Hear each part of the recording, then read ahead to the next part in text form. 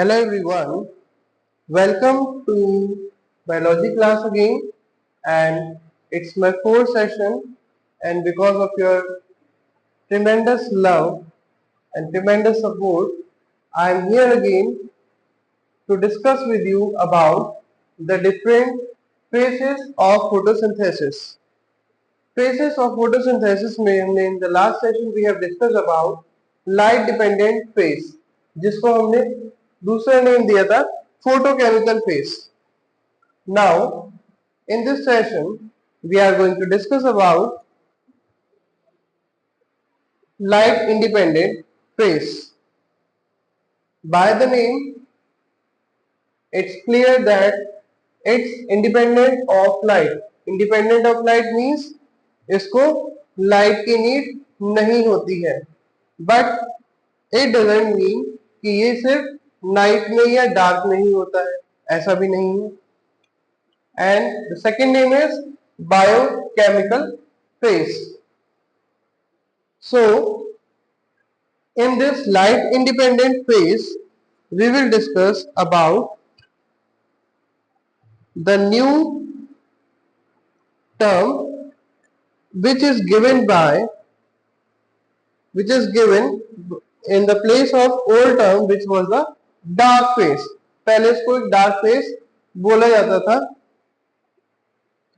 जो कि चेंज करके उसको बायोकेमिकल फेज नेम दिया गया. It was previously given the name dark phase, but actually it doesn't mean कि ये सिर्फ नाइट में ही होगा, ऐसा नहीं. डार्क फेज का मतलब ये नहीं है कि नाइट में होगा, ठीक है. And it only means that reactions are not dependent on light. Clearly I have told you कि जो रिएक्शंस, केमिकल रिएक्शंस जो होती हैं, वो लाइट उसको उसकी नीड नहीं होती है, लाइट पे वो डिपेंडेंट नहीं होती है. That is why it is known as the light independent phase. Now जो इस फेज में रिएक्शंस है उनको लाइट एनर्जी की नीड नहीं होती, तो वो साइमल्टेनियसली लाइट रिएक्शन के साथ साथ अकर होती रहती हैं, और जो दोनों के बीच का टाइम गैप है that is less than 1/1000 of a second.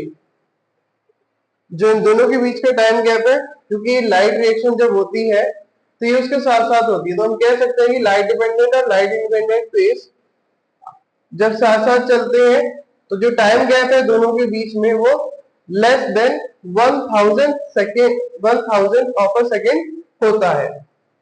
So this is about the light independent phase. अब हम इसमें पढ़ते हैं कि इसमें एक्चुअल में होता क्या है. In this conversion of glucose into starch takes place. इसमें ग्लूकोज जो है वो स्टार्च में चेंज होता है. ग्लूकोज का हमने केमिकल फॉर्मूला लास्ट सेशन में डिस्कस किया था, which was C6H12O6. So this is a chemical formula of glucose, और इसको स्टार्च में कन्वर्ट किया जाता है, और जो बहुत सारे ग्रीन प्लांट्स हैं वो ग्लूकोज को स्टार्च में कन्वर्ट करते हैं जैसे ही फोटोसिंथेसिस में ग्लूकोज फॉर्मेशन होती है. तो ये क्यों करता है ऐसा? फॉर एग्जाम्पल, जब हम अपने घर में खाना बनाते हैं, ठीक है, तो ऐसा नहीं है कि हम हर डिफरेंट टाइम में अलग अलग बार हम खाना बनाएं. Means we are preparing food for different time. Means for breakfast अलग हो रहा है, फॉर आफ्टरनून अलग हो रहा है, फॉर नाइट अलग हो रहा है. कहने का मतलब ये है कि उसमें से हम जो फूड है, जब अवेलेबिलिटी कभी नहीं होती है तो हम उसको बाद में यूज कर सकते हैं, है ना. जब कभी अवेलेबिलिटी नहीं होती है किसी चीज की तो हम उसको बाद में यूज कर सकते हैं. तो इस सेंस में अगर हम देखते हैं तो जो ग्लूकोज है वो उसको स्टार्च की फॉर्म में क्या कर लेता है, स्टोर कर लेता है. हम इसको एक तरह से और समझ सकते हैं कि जैसे हमारी जो फूड आइटम्स हैं जो कभी समर्स में कभी भी खराब हो जाते हैं, तो हम उसको क्या करते हैं, रेफ्रिजरेटर में स्टोर करते हैं. तो जो लीव्स है वो क्या करती हैं, ग्लूकोज को स्टार्च में कन्वर्ट करके और लीव्स में स्टोर कर देती हैं, कि जब सनलाइट नहीं होगी, ग्लूकोज फॉर्मेशन नहीं होगा, तो जो फूड है वो स्टार्च की फॉर्म में लीफ के अंदर स्टोर रहता है। देन सेवरल ग्लूकोज मॉलिक्यूल्स जो है वो वन मॉलिक्यूल ऑफ स्टार्च को प्रोड्यूस करते हैं, और ये जो प्रोसेस है ये कहलाता है polymerization, the process of conversion of simple molecule into a complex bigger molecule, ये कहलाता है पॉलीमराइजेशन। तो polymerization is a process in which the glucose molecules are transferred to produce one molecule of starch. इससे one molecule of starch बनता है, glucose molecule to starch molecule conversion होता है, इसी को हम पॉलीमराइजेशन कहते हैं। Now the next is adaptations in leaf to perform photosynthesis. अब लीव्स में क्या एडेप्टेशन होती है, ठीक है, कि उसमें फोटोसिंथेसिस परफॉर्म हो पाए। तो जो फर्स्ट है लार्ज सरफेस एरिया। आपने देखा है कि जो लीव्स होती है वो बड़ी होती है, लार्ज होती है, उसका सरफेस एरिया ज्यादा, जितना ज्यादा होगा उतनी वो लाइट को, सनलाइट को एब्जॉर्ब करेगी, और जितनी सनलाइट को एब्जॉर्ब करेगी उतना ज्यादा फोटोसिंथेसिस प्रोसेस कैरी आउट होगा, और जिससे कि फूड फॉर्मेशन उतनी ज्यादा होगी, फूड उतना ज्यादा मैन्युफैक्चर होगा। जितना फूड मैन्युफैक्चर होगा उतना प्लांट के लिए बेनिफिशियल होगा, and its growth will take in less time. उसकी ग्रोथ जो है वो कम टाइम में और अच्छी ग्रोथ होगी। Then next point is leaf arrangement at right angle. इसको हम ऐसे देख सकते हैं, one leaf is here, one leaf is this side. तो इससे क्या होता है कि जो सनलाइट है, फॉर एग्जांपल यहाँ पर अगर आ रही है तो इस लीफ पर आएगी, अगर सिमिलरली इसके नीचे जो अगर लीफ होगी तो सनलाइट पहले इसके पास आएगी, फिर उससे उसके जो नीचे वाली उसके पास बाद में पहुंचेगी, थोड़ा डिस्ट्रक्शन नहीं कह सकते हैं इसको, ऑब्स्ट्रक्ट करेगी थोड़ा सा लाइट को। बट अगर ये राइट एंगल्स पर होगी तो no obstruction will be there, और जो राइट लीफ का अरेंजमेंट है that will provided proper sunlight. So this is about the arrangement of leaves at right angles. अब next is third point, cuticle and upper epidermis are transparent and waterproof. Cuticle means जो उसकी ऊपर layer है जो soft होती है, ठीक है, वो ट्रांसपेरेंट भी हो रही होती है और वाटरप्रूफ होती है, जिससे कि जो उसकी एपिडर्मिस है, अपर एपिडर्मिस, और वो उसको क्यूटिकल और अपर एपिडर्मिस जो है वो लाइट को फ्रीली एंटर करने में हेल्प करती है, ठीक है। Now the next is numerous stomata. Stomata जितने ज्यादा होंगे, गैसेस एक्सचेंज उतने ज्यादा होगा, और जितना ज्यादा गैसेस एक्सचेंज होगा उतना ज्यादा फोटोसिंथेसिस परफॉर्म होगा, and that will help in the manufacture of food ultimately. The next is thinness of leaves. Thinness of leave से क्या होता है कि जो लीव्स जितनी ज्यादा थिन होगी तो वो सेल्स के बीच में डिस्टेंस को क्या करेगी, कम करेगी, और जितने सेल्स के बीच में डिस्टेंस कम होगा उतना वो ट्रांसपोर्ट को फैसिलिटेट करेगी, जल्दी जल्दी ट्रांसपोर्ट होगा। जब जल्दी ट्रांसपोर्ट होगा तो फूड मैन्युफैक्चरिंग की स्पीड भी बढ़ेगी, और वाटर मिनरल्स ये सब भी इजीली जो है जाइलम से ट्रांसपोर्ट हो पाएंगे, और जो हमारा फ्लोएम है वो फूड को इजीली क्या करेगा, ट्रांसपोर्ट करने में हेल्प करेगा। Then next is chloroplast are concentrated in upper layer of the leaf. जो क्लोरोप्लास्ट है वो अपर लेयर ऑफ लीफ में कंसंट्रेटेड है। सनलाइट डायरेक्टली आती है लीफ के ऊपर तो वो डायरेक्टली क्लोरोप्लास्ट इन्वॉल्व होता है फोटोसिंथेसिस में, जो कि उसको और आगे बढ़ाने में, फोटोसिंथेसिस को रैपिडली उसको कराने में हेल्प करता है। तो next, extensive vein system for rapid transport. Vein system जैसे हमारे आपने देखा है कि in your body there are different veins, तो इसी तरह से जो इसमें वेन्स होती हैं वो उसको रैपिड ट्रांसपोर्ट में जल्दी जल्दी ट्रांसपोर्ट करने में हेल्प करती हैं, ठीक है। So this is the adaptation in leaves to perform the photosynthesis. कि लीफ में ऐसी क्या adaptations होती हैं जो उसको photosynthesis perform करने में help करती हैं। So these are the 7 different points. And one more thing I want to share in this session कि आप जितना अच्छा प्रेजेंटेशन करेंगे एग्जाम में, जितना अच्छा आप उसको प्रेजेंट करेंगे, डायग्राम अगर आता है तो डायग्राम को अच्छे से प्रेजेंट करिए, ठीक है। कलरिंग के लिए तो आता ही नहीं है, बट लेबलिंग अगर नहीं लिखी होती है तब भी आपको करनी होती है। If you are drawing the diagram without labelling, तो साइंस में, बायोलॉजी में उसका कोई ज्यादा मीनिंग नहीं होता है। तो डायग्राम शुड बी लेबल्ड, चाहे वो ड्रॉ इतने अच्छे से ना हो पाए, बट इतना हो कि वो सामने वाले को समझ आ जाए। और labelling should be correct and labelling should be proper, in a proper way. और प्रेजेंटेशन आपकी अच्छी होनी चाहिए। जितना अच्छा आपका प्रेजेंटेशन होगा उतना अच्छा आपका एग्जामिनर के सामने इफेक्ट आएगा। ठीक है, good impact will be there. Now we will discuss about the end results of photosynthesis. Photosynthesis के एंड रिजल्ट, एंड प्रोडक्ट्स क्या होते हैं? ठीक है, एंड रिजल्ट में जो प्रोडक्ट्स बनते हैं वो क्या होते हैं? First one is glucose.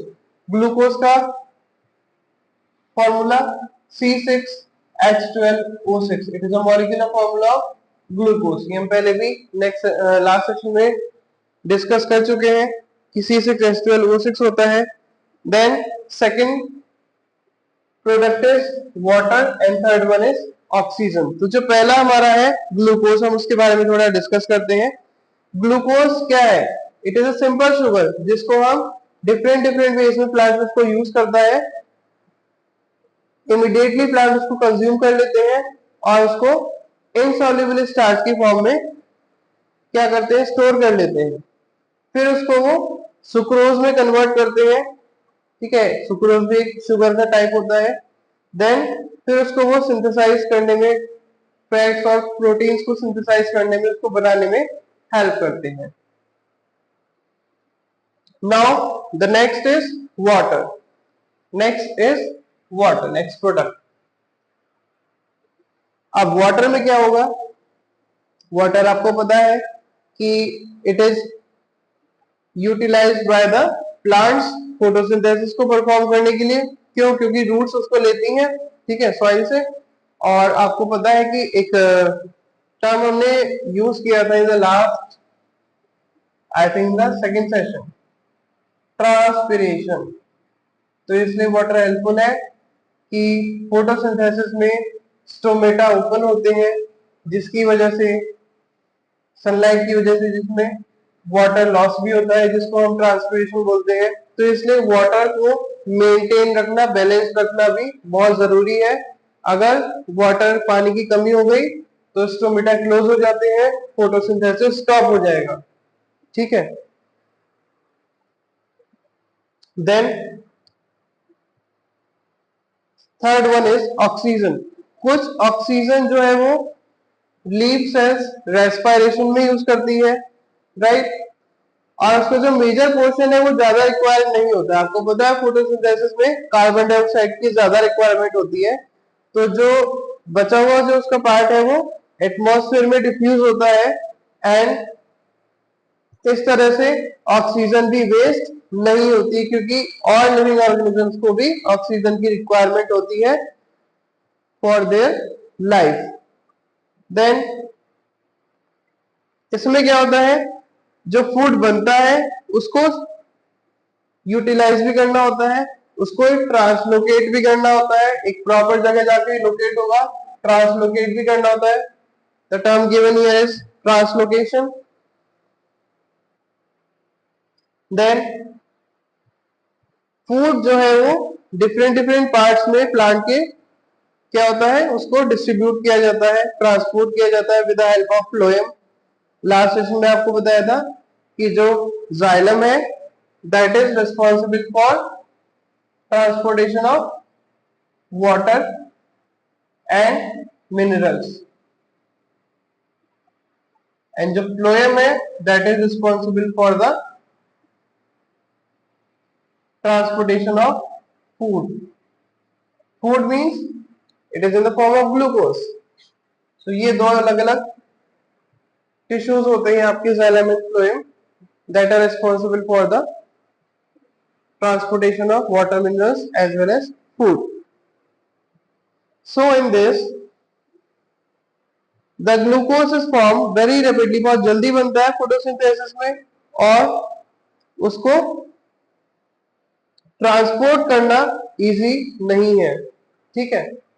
Means उसको अलग अलग डिफरेंट डिफरेंट पार्ट्स तक पहुंचाना इतना इजी नहीं होता, तो इसलिए उसको पहले इनसॉल्युबल स्टार्च में उसको कन्वर्ट किया जाता है टेम्परेरी स्टोरेज के लिए लीफ के अंदर, और फिर नाइट में जो स्टार्च है वो रिकन्वर्ट हो जाता है सॉल्युबल शुगर में, जो कि फिर वेन्स के थ्रू क्या करता है, फ्लोएम जो स्टेम में होती है, फिर उसके थ्रू वो ट्रांसपोर्ट होता है।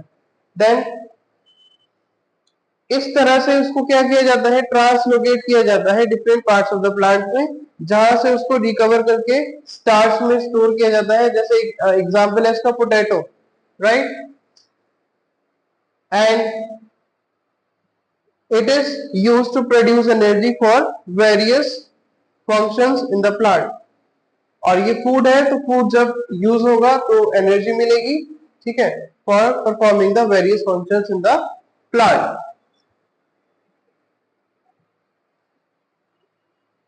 So now we have discussed about the different phases.